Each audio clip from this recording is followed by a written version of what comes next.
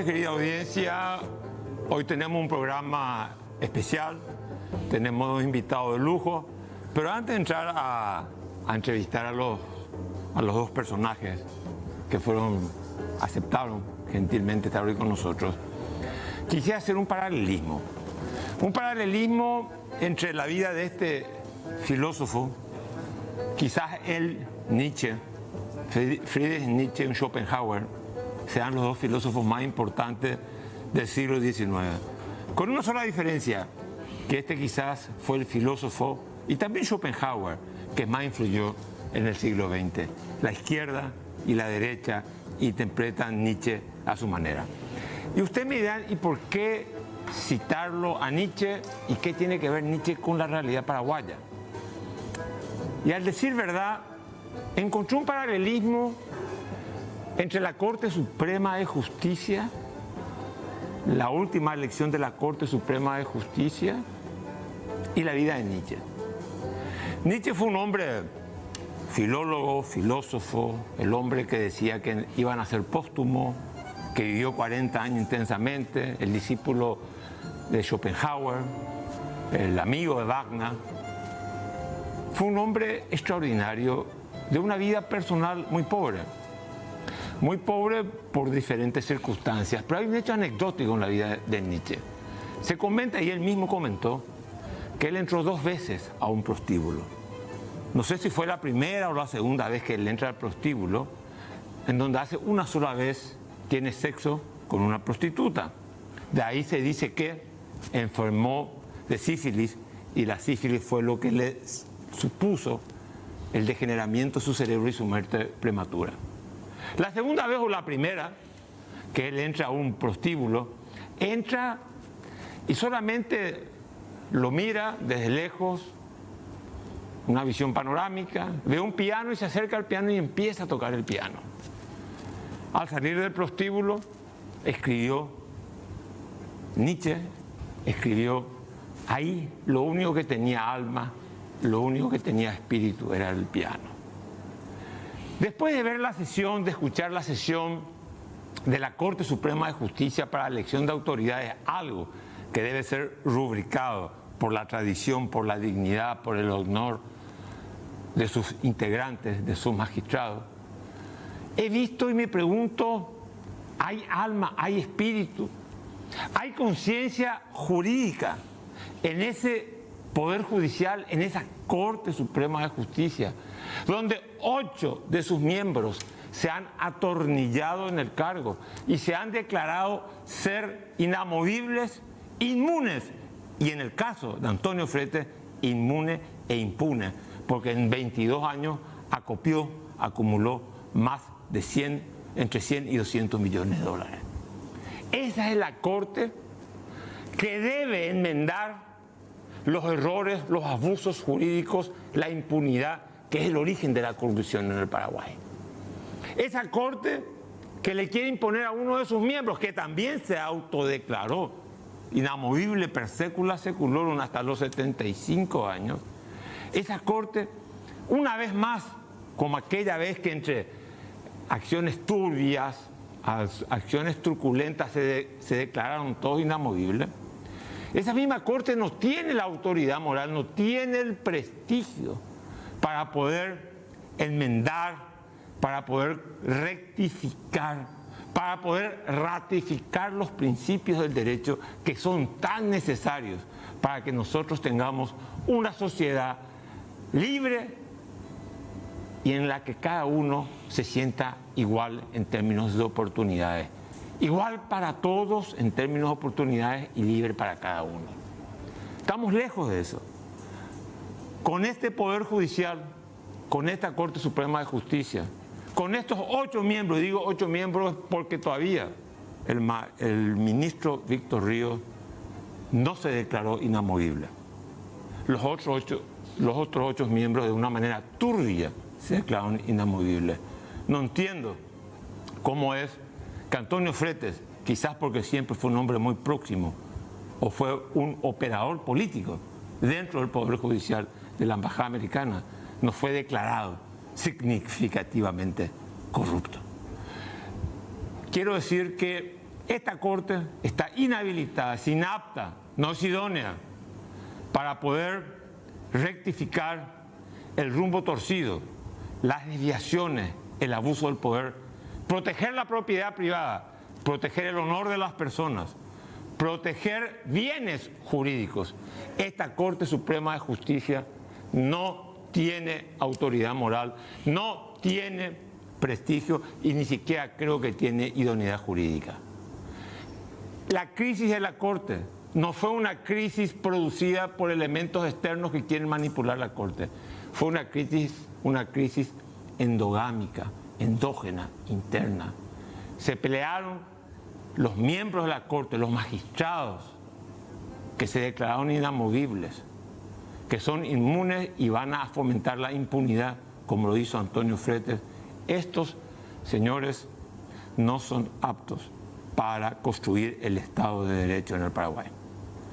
Hay remedios: que el próximo Parlamento someta a un juicio político a estos 8 miembros de la Corte Suprema de Justicia, o de lo contrario, que una Asamblea Nacional Constituyente, que alguno de los candidatos convoque, tenga la iniciativa de convocar una Asamblea Nacional Constituyente para ajustar lo que haya que ajustar de la Constitución de 1992 y declarar acéfalo el poder de la Corte Suprema de Justicia, nombrar provisoriamente a otros miembros y mientras tanto instalar un proceso de purga dentro del Poder Judicial.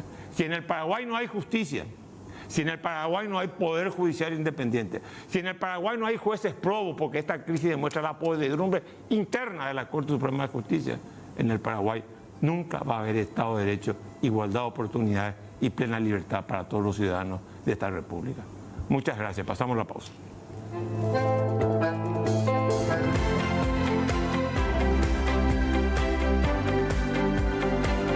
Más normal del mundo.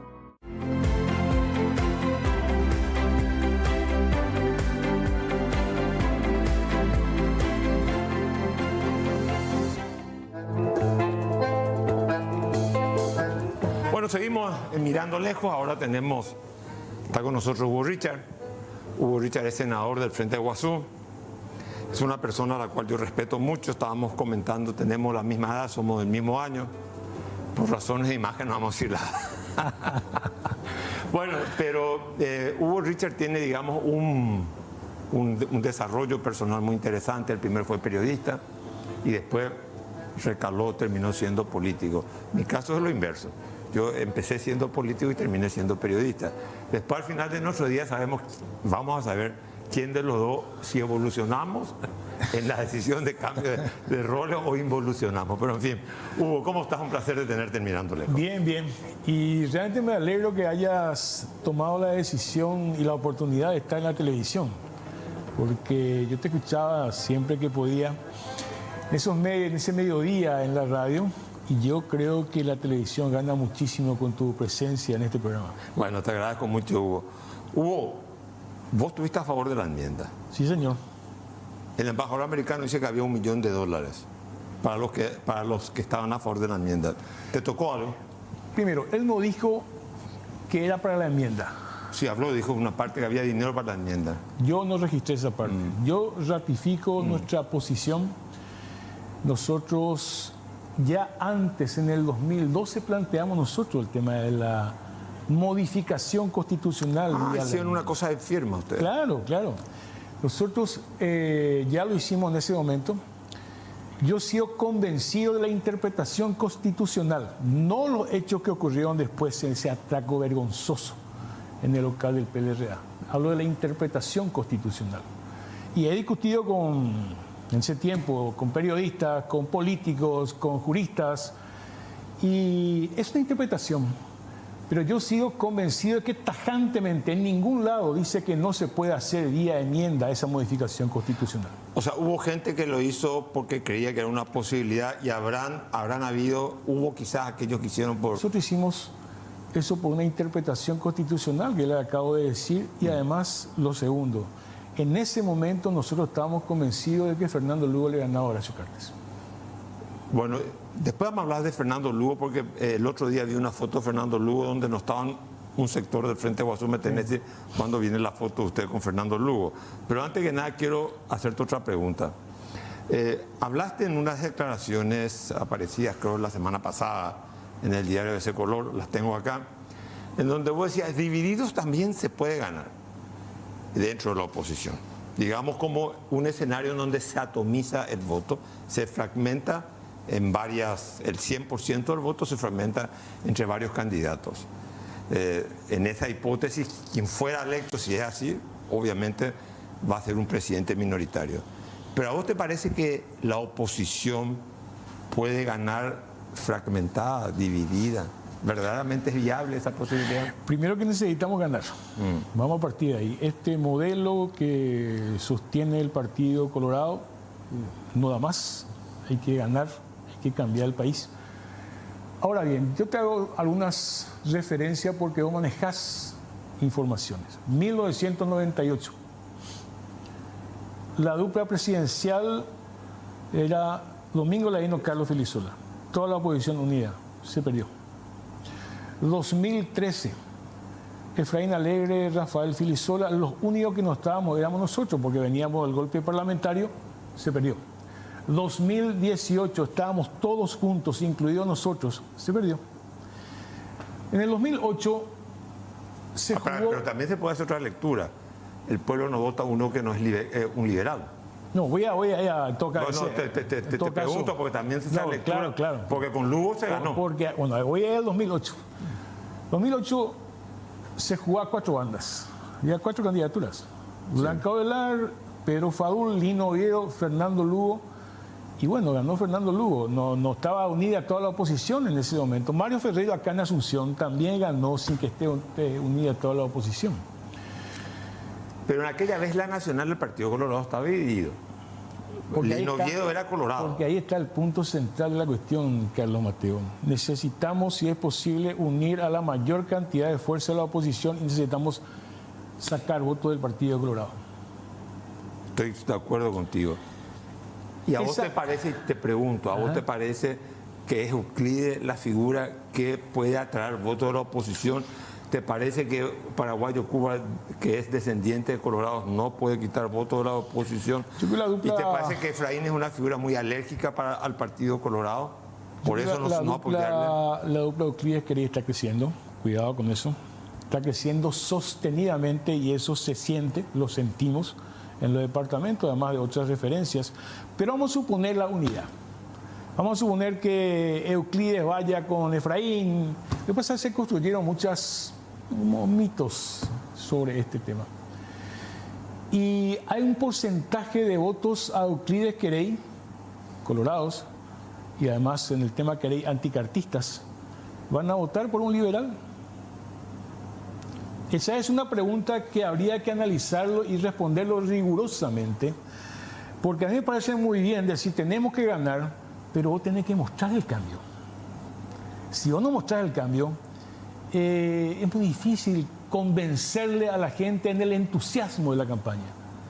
¿Te parece a vos, te pregunto, sí, ¿te parece a vos que la Concertación, que tiene el partido más grande de la oposición atrás y una figura importante que es Efraín Alegre, por sobre todas las cosas, como cualquier político, sus pros y sus contras, ¿te parece a vos que el espíritu de la Concertación aterrizó en la gente? ¿Te parece a vos que el espíritu, la sensación que ustedes transmiten aterrizó en la gente? La gente es consciente de que hay una fórmula Euclides, Querey, Euclides, que puede verdaderamente lograr. Está aterrizando, Carlos Mateo, porque el discurso de la dupla Euclides Querey en la construcción de la nueva república, esa es una tarea de colorados, de liberales, de socialistas, de independientes, de todo. Ese discurso, esa dupla sí puede hacer. También Efraín puede hacer ese discurso. Ahora es muy difícil que haya porcentaje importante de colorados y mucho más en esta situación de crisis del Partido Colorado que le voten a Efraín.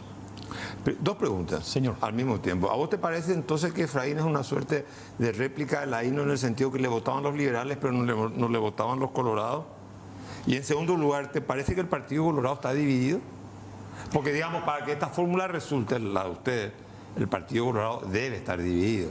¿Te parece que está dividido? ¿Y te parece Colorado, que Efraín Alegre es un poco una réplica? O sea, en el sentido electoral le estoy hablando. Todos le votaban, todos los liberales le votábamos a Laíno, pero el Colorado no le votaba a Laíno. Yo creo que, primero una aclaración, yo creo que la figura de Domingo Laíno es muy distinta a la de... Déjame hacer esa aclaración, mucho más convocante, me parece que hay que hacer esa aclaración. Segundo, pero ese es un problema... Fue un héroe de la democracia. Laíno. Claro, totalmente. Pero lo que vos estás diciendo, ese es un problema de los liberales en general. Puede ser Laíno, puede ser Efraín Alegre, pueden ser otros liberales. O sea, siempre tenés el problema cuando estás en la disputa con el Partido Colorado, tenés que evidentemente captar votos colorados, a no ser que en ese margen del padrón puedas captar votos independientes que no se movilizan normalmente para votar. El Partido Colorado está dividido. El Partido Colorado está en una profunda crisis y va a tener fuga de votos importantes, dependiendo de cuál es la dupla que tenga las posibilidades de liderar el proceso electoral. ¿Y no te parece que el Partido Colorado ha demostrado mucha musculatura para poder contener su voto y siempre, digamos, ser más disciplinado que otros partidos? Ok, te doy el siguiente elemento. ¿Sabes cuántos son los empadronados en Paraguay? 3 millones y algo, ¿verdad? No, 4.826.000 y algo. Estamos cerca de los 5. Vamos a trabajar, Carlos Mateo, sobre la posibilidad de un 60% más o menos de votantes. Más o menos tendríamos entonces cerca de 3.900.000 más o menos. ¿Sí? ¿Votantes? Votantes. ¿Gente que había votado, vos decís? 60%. Tomamos como referencia la referencia histórica de votaciones nacionales en Paraguay. Tomamos como referencia eso. Ok. Si vamos a 3 bandas, el que llega a 1.350.000 votos para arriba, gana. Eso seguro. ¿Sabe por qué? El Partido Colorado en su interna tuvo 1.166.170.000 votos. Sí, casi 1.200.000. Vamos a suponer que el Partido Colorado en su situación de crisis actual suba y llega a 1.300.000 votos. Yo no creo que supere los 1.300.000 votos. Ese es el techo del Partido Colorado. Pero es un techo que todavía nadie lo alcanzó, salvo los colorados. Salvo los colorados. Los únicos que alcanzan ese techo son los colorados. Claro, pero también, bueno, tenés que tener en cuenta que el padrón electoral se va ampliando, como ahora, por ejemplo, ¿verdad? Lo que te digo es, o unidos, pero la unidad no es una suma de 2 más 2 es 4. No es una suma de 2 más 2 es 4. La unidad tiene que convocar a sectores de la sociedad paraguaya que están atravesando por una difícil situación económica, social, política en este momento. Decimos una cosa, ¿quién le convoca a los trabajadores? El 60% o más seguramente de los trabajadores tienen vínculos informales y muchos de ellos viven de vuelta de la marginalidad del negocio del dinero sucio. ¿Cuál es la propuesta ahí? ¿Cuál es la propuesta para las pequeñas y medianas empresas? O sea, te pregunto, sí. Me estás diciendo, porque eso nunca sucedió en el Paraguay todavía, o sea, tiene que haber una suerte de convergencia programática, cuasi ideológica, o sea, un arco, un horizonte común y una base programática para... Entonces, pero las candidaturas se pueden impugnar, o sea, pueden o no inscribir hasta el 17 de febrero. El 17 de febrero ya aparecen todas las fotos. Es una cosa, ¿a vos te parece que hay debate político y mucho más ahora en términos electorales en Paraguay? No existe debate político, lastimosamente. Entonces no podés generar entusiasmo. Yo no creo, Carlos Mateo, cuando se dice a la gente no le importan las propuestas. No le importan las propuestas aquellas muy academicistas, muy sofisticadas. Esas no le importan. Pero te puedo asegurar que si vos decís, por ejemplo, hay solamente 28% de los trabajadores que están en el IPS y queremos hacer esto de tal manera al llegar en tanto tiempo al 40% o al 50%, sí vas a generar entusiasmo. ¿Y por qué no se hace eso? Porque la prensa no da espacio, porque los políticos no hablan de eso. La política está en una decadencia igual, creo que eso vas a hablar con Bernardo después. Vos sabés, hemos hablado varias veces de ese tema, ¿verdad? No, la transición en el Paraguay está perdida porque la política en su mayoría está desorientada, o los políticos en su mayoría estamos desorientados. Entonces estamos a la deriva y llega un momento electoral y no hay un debate político. Yo creo que todavía estamos a tiempo. Si queremos derrotarle al Partido Colorado, yo te digo lo siguiente. Vamos a producir una mesa de acuerdos, porque eso vamos a plantear nosotros. E intentar un acuerdo sobre 5 o 6 puntos. Para decirle a la gente, saben que en 5 años queremos hacer 5 cosas. En 5 años queremos hacer 6 cosas. Y si Alegre te acepta, y Soledad Núñez, la dupla, y él acepta en eso, ¿quién cede la candidatura? Lo que no se puede hacer es empezar a discutir quién va a ser el candidato si no se discuten los 6 puntos de acuerdo. O los 5 puntos de acuerdo. Ok, estamos de acuerdo en 6 puntos. 5 puntos estamos de acuerdo. A partir de ahí veamos el mecanismo. Pero el mecanismo, mi querido Carlos Mateo, no puede ser, mira, mi estrategia es que vos bajes tu candidatura. No, el que está mejor posicionado, el que genera mayor entusiasmo y el que responde a los 5 puntos de acuerdo. Ahí entonces hay que preguntarle a Euclid Acevedo si está de acuerdo con eso y si Efraín Alegre está de acuerdo con esa estrategia de definir candidaturas. Te pregunto, yo hablé contigo en la radio de esto ya hace varios meses.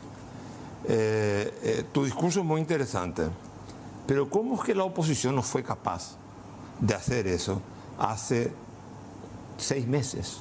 Porque estamos hablando que en 10 días ya se define la fotografía de todos los candidatos.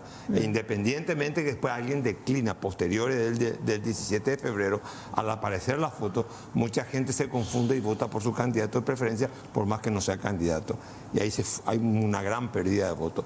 La pregunta que yo te hago, ¿no hay madurez en la oposición para esto? No sé si la palabra es no hay madurez. Yo creo que hay un vaciamiento, te vuelvo a decir, discúlpame que reitere, hay un vaciamiento de la política. Y eso se nota en el discurso político, se nota... Te hago una pregunta. Vos, Carlos Mateo, al menos un tipo informado de trayectoria política, incorporado, como dijiste, al periodismo última. ¿Vos sabés cuáles son los puntos que plantea la concertación? No, yo no tengo idea. Ok. Tampoco sé lo que plantea... Sé que Euclid habló pero ya un discurso yo creo que pero poner que sea Euclid, poner que sea la concertación, lo que quiero decir es que no trasciende el debate político. Tampoco sé lo del Partido Colorado, ¿no? Peor todavía. O sea, no tengo idea de lo que piensa el Partido Colorado. Peor todavía, el Partido Colorado yo creo que hace mucho, pero mucho tiempo perdió la posibilidad de pensar políticamente. El Partido Colorado... Pero ganan todas las elecciones. Claro, porque las elecciones desde hace mucho tiempo hay componentes muy importantes en las elecciones. El dinero sucio, la mafia, la estructura prebendaria. El Partido Colorado, lo que voy a saber es tan obvio, ha tenido la capacidad de controlar el Estado. Y controlar el Estado significa tener amplísimas posibilidades de ganar las elecciones. Pero en algún momento dado eso se agota. Pero tenemos que entender que tenemos que generar la propuesta. Es lo que dije hace rato. Tenemos que mostrar el cambio. No es... Pero entonces me está diciendo que estas próximas elecciones la estructura va a ser un factor determinante, ¿no? Al no haber grandes candidaturas, grandes candidatos con carisma, que generen entusiasmo, la estructura y los acuerdos políticos pueden hacer ganar las elecciones. Voy a dar un ejemplo. Bolivia. Evo era un tipo carismático. Después desapareció Evo de la figura presidencial. Y apareció un tal Arce. ¿Quién le conocía a Arce en Bolivia? Entonces hicieron un gran acuerdo, consolidaron propuestas y ahí ganó Arce. ¿Quién le conocía a Alberto Fernández como posible figura política en la Argentina? Más allá de su gestión, que uno puede discutir o no, ¿verdad? Fueron grandes acuerdos políticos y estructuras. Acá no tenemos figuras carismáticas como lo fue Fernando Lugo en el 2008. Entonces tenemos los próximos 30 días, yo creo que tenemos que construir los acuerdos, los 5 o 6 puntos que dije, los mecanismos y aparecer ante la gente y decirle, esto es lo que queremos hacer en 6 años. Te pregunto, en 5 años. Extraoficialmente, inoficiosamente, hay acercamientos, porque también hay que traerlo, nos gusta o no nos gusta Paraguayo-Cuba, no sé, Chilaver, no sé cómo, a qué juega, Pero Paraguayo Cuba es un hombre que en un momento dado tuvo una actuación parlamentaria, creo que después se excedió en el personaje que él mismo inventó y por eso, pero es un hombre que tiene un arraigo popular. Mi pregunta es, ¿hay algún tipo de conversación, de acercamiento? Pues yo la veo negra si no hay unidad, con sinceridad. Oficiosamente sí. Hay nexos que intentan crear el espacio. Sobre la otra pregunta. En política, y más en estos tiempos, no puedes cerrar todas las puertas. Te estoy diciendo que tiene que venir Paraguayo Cuba, que tiene que venir Chilaver, que tiene que venir... Lo que no se pudo lograr cuando se construyó esta concertación, creo que todavía tenemos tiempo, pero para eso hay que abrir puertas. Y si hay que abrir ventanas, también hay que abrir ventanas. ¿Quién tiene que abrir eso? La concertación. No solamente la concertación. Se supone que la concertación es el actor más fuerte dentro de la oposición. Los líderes políticos, los candidatos, por supuesto, Efraín, Euclides, Querey, claro que ellos tienen que posicionarse sobre este tema. Yo le he visto ahora han leído lo de Euclides Querey, que ellos dijeron estamos de acuerdo en hablar, estamos dispuestos a conversar. Te leí, dijiste, Lugo quiere primero la unidad dentro, ese Ñemonguetá, dentro de Frente Guazú, pero todavía no salió la foto con ustedes. Yo estuve con no, te digo porque viste que estas son cosas que se usan electoralmente, ya digamos, sé. y convengamos que Fernando Lugo ese, tiene una... Ese viaje fue para todos los partidos del Frente Guazú, para todos. Se fueron algunos, otros no nos fuimos. Yo estuve 15 días antes con él, no me iba a volver a ir. Pero yo no me saqué foto con Fernando Lugo, estuve con él 45 minutos, ¿verdad?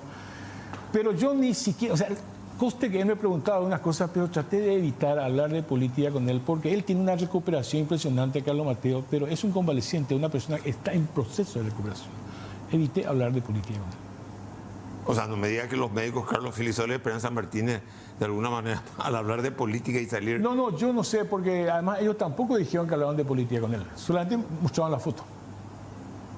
Bueno, se lanzó un mensaje subliminal, o creo expreso, de que de alguna manera es un apoyo, pero convengamos que una chapa presidencial, la foto de Lugo, por lo menos porque hay algo, y te quiero preguntar, si Esperanza hubiera sido la vicepresidenta de Efraín, ¿había esta división en el Frente Guazú? Si Esperanza era la vicepresidencia, todos estábamos detrás de esa dupla. Acá se cometió, desde mi punto de vista, el error. Porque ¿qué significa que alguien del Frente Guazú esté en la dupla? Significa que representa un acuerdo político, unos puntos de acuerdo. Al no estar nadie en la dupla, esos acuerdos políticos no estaban garantizados. Es más, lo demostró Efraín cuando dijo, no, la propuesta del Frente Guazú está aceptada. Al día siguiente salió Pachaquería y le dijo, no señor, usted no es la concertación, no es cierto. Entonces, efectivamente, yendo a tu pregunta... ¿Ustedes irían a una concertación donde está Pacha querida? Está el problema de la ley Zavala, etc. Nosotros entramos a la concertación anteriormente, con esta concertación, y ahí estaba Pacha querida. Pero te vuelvo a decir, entrar a una concertación de parte nuestra significa tener acuerdos políticos, tener una persona que representa los acuerdos políticos. Y nosotros le apoyamos a Esperanza en ese momento porque representaba ese acuerdo político con Efraín. Lugo estaba todavía activo en ese momento y se hablaron de esos acuerdos políticos. Pero eso desapareció porque Efraín, al tomar esa decisión, él toma realmente otro rumbo político. Otro rumbo político. Él no hace un acuerdo con la tercera fuerza política, que además representa una línea política. Entonces él toma otro rumbo porque él asume un compromiso con otra línea política. O sea, vos decís que el Efraín de hoy en día, pero leí que estaba en contra de la ley Zavala también. Sí, o sea, digamos que está navegando, creo que hoy el proyecto, yo no diría que sea un proyecto muy derechoso, por más que le tenga a Soledad Núñez. Yo creo que Efraín me parece a mí que está, más que oscilando, se quiere ubicar en una posición centrista. ¿O me equivoco? No, el elemento de equilibrio hoy ha sido la presencia del Frente Guazú y voy a decir ahora, lastimosamente ocurrió lo de Fernando Lugo, porque Lugo sí es un elemento de equilibrio, una concertación como esta. Nosotros quedamos desprotegidos cuando Esperanza no es parte de la dupla, cae en nuestro acuerdo político y al mismo tiempo a Fernando Lugo le ocurrió lo que le ocurrió. Decime, tengo 50 segundos. Me da la impresión de que el cambio que el Paraguay necesita desde el punto de vista social, ¿qué es más importante, el cambio o la alternancia? ¿O sin alternancia no hay cambio? ¿O es que le vamos a dejar al Partido Colorado la posibilidad de que haga el cambio en la hipótesis? Primero yo apuesto por el cambio. No hay alternancia, desde mi punto de vista, si no proponemos el cambio. O sea, la alternancia tiene que ser el cambio, por lo menos sobre 5 o 6 grandes problemas de la realidad nacional. Pero la alternancia para simplemente administrar este modelo del país como el que estamos, ¿verdad?, que no voy a citar porque todos sabemos lo que siente el pueblo paraguayo en este momento, ese no es un cambio. Cuando se dice la alternancia, yo normalmente no sé qué interpretar de lo que se quiere decir de alternancia. Pero tenemos problemas de la salud, de la educación, del narcotráfico, del crimen organizado, de la reforma agraria. ¿Cuáles son los puntos? Los 5 o 6 puntos. Ok, vamos a hacer la alternancia y vamos a hacer el cambio. Bueno, estuvimos con Hugo Richard, senador actual, hombre capaz, lúcido, inteligente. Esperemos que siga en el Senado, porque yo creo en la idea de este programa es que se eleve el debate político en el país. Yo creo que Hugo Richard es uno de los que apuntarle hacia arriba. Suerte. Te agradezco, muchas gracias. Y suerte también en el programa. Gracias. Vamos a la pausa.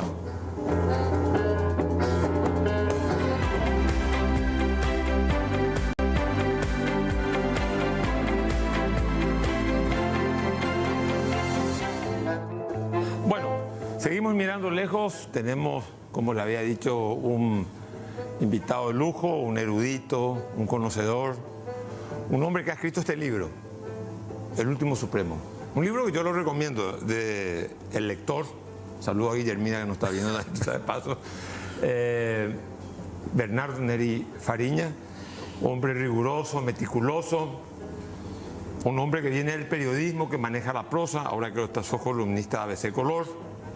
Y el otro día le llamé a felicitar, le dije, che, Bernardo Neri, estoy feliz porque vuelvo a leer en la prensa, cuando lo leía él, la evocación de lo que es la historia universal, de lo que es la columna periodística con pensamiento y con un gran contenido y profundidad. Por eso le llamé, le dije, Bernardo, te necesito. Yo leí este libro hace mucho tiempo, lo utilicé para un libro mío que yo escribí, me sirvió de mucho. Pensaba leerlo por parte, pero dije, no, me atrapó el libro y lo leí. A pesar de que, como le digo, conocía la historia de alguna manera, fui protagonista, secundario, dicho sea de paso, de estos procesos, pues muy joven hice política. Cuando leí aquel libro me daba la impresión, y uno compara, contrasta este libro, lo que contiene este libro, con la realidad política paraguaya, y entonces uno dice, pero este dictador y la dictadura, a la cual yo nunca profesé, nunca fui partidario de la dictadura, al contrario, disidente, contrario a la dictadura, pero uno ve en este libro el reflejo de un país que tenía, o de un dictador que tenía un proyecto de modernización para el Paraguay. Obviamente eso tuvo un costo muy elevado en lo que significa el desarrollo de las instituciones, en lo que significa se bastardeó la moral pública, pero convengamos que había un proyecto de nación. Y el otro día le leía a Bernardo y decía, no tenemos estadistas, tenemos solo políticos. Estadista es el hombre que tiene la idea del Estado. Bernardino, ¿este fue el último señor que tenía una idea del Estado en la política paraguaya? Autoritaria, lo que vos quieras, violador de los derechos humanos, pisotador de las instituciones. Te pregunto, ¿fue el último político o es que esto empezó con la democracia, ya viene de antes? Parecería esto políticamente incorrecto, hablar de que Stroessner tuvo un proyecto. En sus comienzos se rodeó de un conjunto de la poca gente que había en el Paraguay en aquel tiempo, poca gente pensante, y que tenía proyección también en cuanto al pensamiento de un país futuro. Porque cuando él asume, en 1954, esto era un caos absoluto, una anarquía total. Él comienza a organizar el país, ayudado por alguna gente, el ingeniero Storm, Romeo Acosta, que era un chico joven en aquel momento, lúcido, y gente de ese estilo. Y se hizo Proyecto País, se hizo la ruta Transchaco, se pensó en el tema de expandir el país hacia el este. Se cumplió con un programa que ya venía desde 1941, que los brasileños querían sacar al Paraguay del dominio, entre comillas, de la Argentina. Y entonces él comenzó a no desarrollar, sino a acrecentar ciertas potencialidades que el país tenía. La extensión de la frontera agrícola, la organización, la estructuración de la economía, que era un desorden absoluto. Y eso lo logró al comienzo. Después vino lo que ya vino, porque lo que después a él le interesó fue mantenerse en el poder. Y en esa puja por mantenerse en el poder, sí, ya cayó en los excesos que todos conocemos. Pero sí, la herencia de las hidroeléctricas, bien o mal, ¿qué pasó con las hidroeléctricas? Después se aprovecharon bien o no, ese es otro problema. Pero él consiguió que las hidroeléctricas, sobre todo en Itaipú, fuera binacional, porque los brasileños iban a hacer su propia hidroeléctrica encima de los Altos Lobeira, solo ellos, y nos iban a embromar a nosotros. Él consiguió, hizo un movimiento internacional enorme, una protesta tremenda, y consiguió, fue la primera derrota de Itamaraty en aquel tiempo. Ahora, cuando decís en tu artículo del domingo y cuando yo leo este libro, el retrato de la dictadura y el retrato de la realidad actual, decís que son políticos y no son estadistas. ¿Qué estás queriendo señalar? Sabemos, por la definición clásica, de que el estadista es el que piensa en el futuro, en las futuras generaciones. El político piensa en ganar las elecciones próximas para estar en el poder y no tiene ninguna proyección futura. Más o menos se da el caso de que ganamos las elecciones y ¿qué hacemos ahora en el poder? Lo que pasa hoy, que es patético. Yo no conozco un solo plan de algún candidato. Nada. No. O yo estoy muy despistado o estoy tan desinformado o me pasan por encima las informaciones, pues yo jamás escuché ningún proyecto, ningún plan. Ahora, ¿cómo se explica? ¿Cuál es el origen de, yo le llamo, no sé, decadencia social, una decadencia cultural, una decadencia política? Estamos en democracia. Cuando estábamos todos contra la dictadura decíamos la panacea de la democracia. En cambio, los patrones de comportamiento social y político se han venido deteriorando. O sea, han desaparecido los círculos intelectuales, ha desaparecido el debate político, ideológico y programático en el Parlamento. El debate que se ofreció en la época de González Alsina, Beto González, la INO versus del doctor Argaña en la Cámara de Diputados, senador Rafael Eladio Velázquez, sobre el Tratado de Itaipú, una cátedra de Derecho Público y de Derecho Internacional. Hoy en día ese debate no se puede sostener en el Parlamento paraguayo. ¿Qué nos pasó? De eso estábamos hablando justamente con Hugo Richter antes de entrar en el programa, de que todavía en la época de Stroessner había gente con pensamiento, gente que razonaba a favor o en contra. Inclusive dentro del estronismo había gente de un nivel intelectual extraordinario. Ezequiel González Alsina era el sofista perfecto. Vos sabías que te estaba jodiendo, pero no sabías por dónde agarrarlo, porque el sofisma era perfecto, su pensamiento filosófico era perfecto. Un hombre tenía una extraordinaria cultura. Mismo Edgar Frank, lo que era el déspota ilustrado, el hombre que fue el arquitecto de la represión estronista, era un hombre de pensamiento. Entonces vos podías discutir con ellos, y todavía me acuerdo, era muy chico yo, de aquellos enfrentamientos dialécticos entre Efraín Cardoso y Ezequiel González Alsina. Eran cátedras, vos te quedabas embobado, pero se decían con una calidad absoluta todo lo que querían decirse, y después salían del brazo y iban a tomar café en el Solo Cabana, juntos. Y después hubo un proceso de deterioro mismo ya en el estronismo, cuando el sector más mediocre del estronismo, La militancia, pero inclusive ya antes, y comienza también ese deterioro con el proceso de deterioro cultural en cuanto a cultura de costumbres que determinó Itaipú. Itaipú fue una bisagra entre el Paraguay austero y el Paraguay de los nuevos ricos. El nuevo riquismo, de la gente que comenzó a tener ingresos extraordinarios que nunca soñó, y hacer las casas tortas. Bueno, entonces, y ahí también se crea un proceso de deterioro cuando se partidizó la educación, por ejemplo. Salieron del Colegio Nacional grandes profesores que no eran estronistas. Y entonces eso fue deteriorando el pensamiento y la capacidad de razonar en la población. Pero entonces te pregunto, a 34 años creo de inaugurada la democracia, ¿todavía es atribuible al estronismo el deterioro, la descomposición política, cultural que viven nuestras élites? ¿Es atribuible a Stroessner como explicación de causa, como causa que origina esto, o hay algún ingrediente propio de la democracia, el electoralismo, por ejemplo? El proceso de deterioro fue largo. Comenzó durante el estronismo. Pero después de la caída de Stroessner, yo creo que 1992 fue un año de gloria. ¿Por qué? Fueron las elecciones para la 91, las elecciones para la convención, sí, la Convención Nacional Constituyente.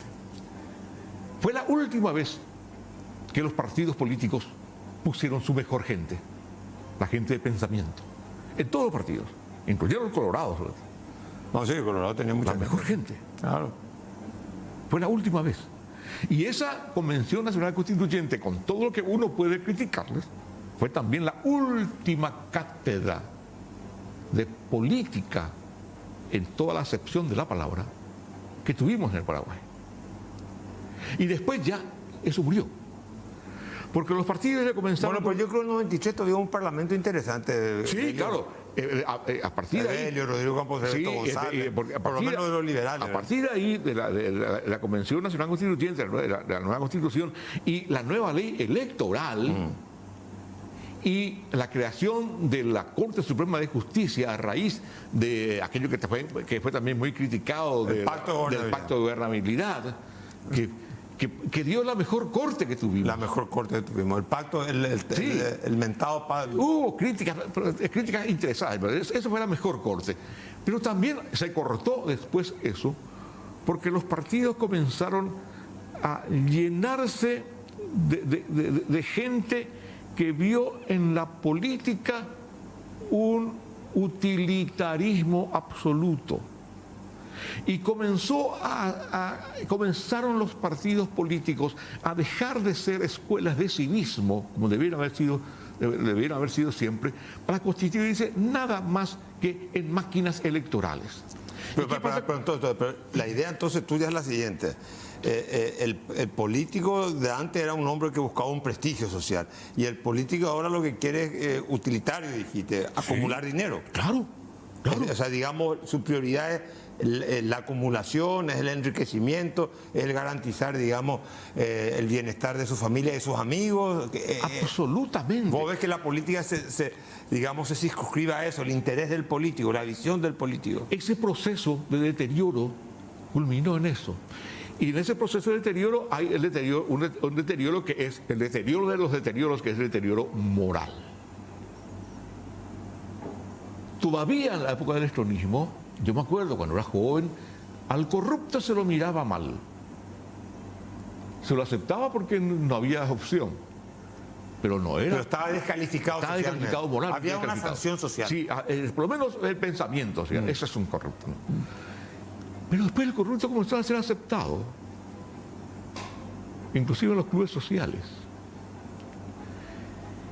Y la gente comenzó a aceptar al corrupto por su poderío económico y a aceptar la corrupción como un componente esencial de la política.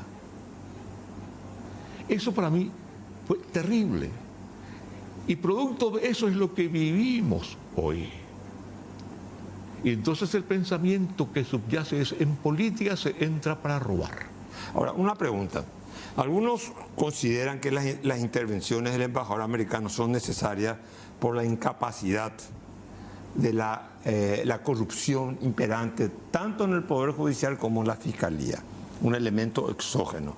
La pregunta es que te hago, para depurar de nuevo, para volver a posicionar, para volver a represtigiar a la política, para volver a aunar a que la política se compenetre con la ética, necesitamos que el embajador americano nos dé cátedra, ¿o debe haber un esfuerzo endógeno? ¿Y en qué consiste el esfuerzo endógeno?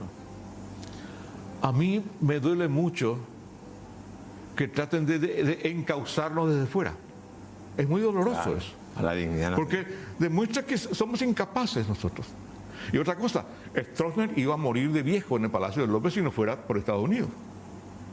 La intervención de Estados Unidos fue absolutamente palpable. Y entonces, cuando quisieron sacar a Stroessner, lo sacaron. Y hoy día creo que hay una intervención directa. Hay un eufemismo de forma, pero hay una intervención. ¿Por qué? Porque el embajador te dice claramente que el señor Cartes cometió actos de corrupción y ha sobornado a... Eso del soborno es una cuestión interna nuestra. Claro. No tenía por qué exponer eso ahí.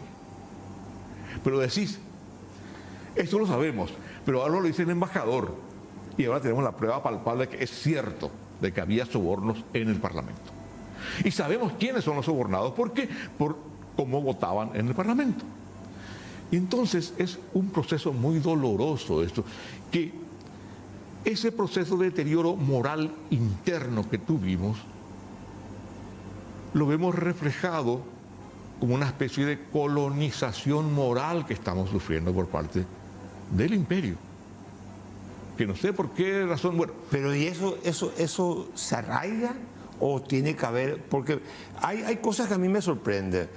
Una sentencia de un juez paraguayo condenatoria a una persona que le priva su libertad no es tan descalificadora como que el embajador americano te diga sos significativamente corrupto o te diga no sos elegible para la visa. Tiene mayor o conlleva mayor sanción social que el embajador americano te diga no es elegible para la visa, que un juez paraguayo te condena a 10 años a una pena privativa de libertad. ¿Por qué eso? Y por el impacto que representa quizás también internacionalmente. Y porque se corrobora lo que vos sabés. Vos sabés que aquí esa persona no va a ser juzgada. Pero cuando el imperio te dice, juzga, o juzga a su manera, y sanciona, bueno, eso tiene un efecto. Y el efecto va a comenzar a sentirse ahora. Acá hay un parteaguas en el tema de financiación del Partido Colorado. Sabemos que el Partido Colorado es un partido absolutamente prebendario. En el Partido Colorado rigen dos cosas: el dinero y el miedo a perder el poder. El dinero ahora es lo que aporta Cartes. Si Cartes queda descalzado, como dicen los banqueros, económicamente, financieramente, y no puede financiar la campaña, eso va a tener tropiezos. Va a quedar el miedo, que es el miedo de los casi 300.000 funcionarios públicos, a los cuales se les mete la idea de que si gana la Concertación, ustedes se quedan sin empleo. Entonces, esas dos cosas hacen que el Colorado se aúne se junte y trate de poner resistencia. Es decir, el coloradismo siempre, desde la época de Stroessner, ha creado el enemigo. Porque cuando vos creas un enemigo, hace que se junten tus fuerzas. Pasó con tu libro, por ejemplo, cuando el libro va a mostrar con los nazis, el enemigo judío, los judíos. Los judíos nos unimos contra los judíos y contra los comunistas. Y acá, Stroessner creó eso, creó el enemigo contra el cual debemos luchar los colorados y los buenos paraguayos. Y hoy, el Partido Colorado, en este momento en que ellos tenían, yo creo que el Partido Colorado arrasaba con Cartes tranquilo. Yo creo que la concentración estaba un poco desconcertada, no sé hasta dónde puede llegar. Pero ahora hay que mirar con cuidado. Y ¿a vos te parece que los colorados, ante el peligro de perder el poder o ante un hipotético adversario interno, no van a abroquelarse de nuevo? Sí, no les queda otra que abroquelarse. Porque enfrente no tienen a alguien en quien refugiarse, como tuvieron en Lugo. Lugo era para muchos colorados tan colorado como ellos. Era el sobrino de Epifanio. En el fondo, pea colorado. Ese de los nuestros. Pero no, con Efraín no sucede. Y no sé, eso es lo que estaba esperando, por ejemplo, Euclides.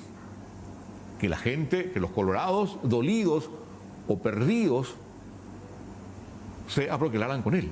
Pero no sé hasta qué punto puede ser confiable la figura de Euclides para los propios colorados. Entonces hay un momento, estamos en un momento... O sea, vos pensás que el partido, digamos que toda la oposición tiene que remontar la situación, que el Partido Colorado hoy todavía sigue estando en situación de ser el que tiene más posibilidades de ganar. ¿Vos pensás eso? Es ese guerrero herido que tiene su última bala, y esa bala va a gastar y la va... Todos tienen su última bala y van a gastarla bien. Si no se une la oposición, ¿ve menos posibilidades de que la oposición gane o no? ¿O te parece que el escenario de 3 candidaturas facilita el triunfo de una de las fracciones de la oposición? Hoy día no tenemos elementos científicos para cotejar, porque las encuestas han muerto. Ya no sirven las encuestas. No porque los encuestadores no sirvan, sino porque hay un proceso también de comunicación. Eso que hablamos siempre de la teoría de la espiral del silencio, que mucha gente ya no cuenta lo que piensa el encuestador, calla su pensamiento o le miente al encuestador. Entonces eso hace que se distorsionen todas las encuestas. No tenemos más encuestas creíbles. Y esos que se publican ahora son encuestas que son dibujadas a medida. Entonces no tenemos elementos para decir, si van los 3, conviene a tal sector, o si van los 2, conviene a tal sector. Uno actúa por percepción y sobre todo también un poquito va midiendo la temperatura en las redes sociales y todo ese tipo de cosas. Pero pasa que en el Paraguay las redes sociales no tienen un influjo, llamémoslo así, activo como tienen otros países. Ahora, te quiero hacer una pregunta, se nos va el tiempo, por eso... el Paraguay viene sufriendo, me dijiste ahí, el germen, diría, el primer pecado está en el electronismo, luego la democracia no pudo revertir eso, no pudo purgarse. Y las próximas elecciones tampoco, digamos, no es que presentan un futuro promisorio.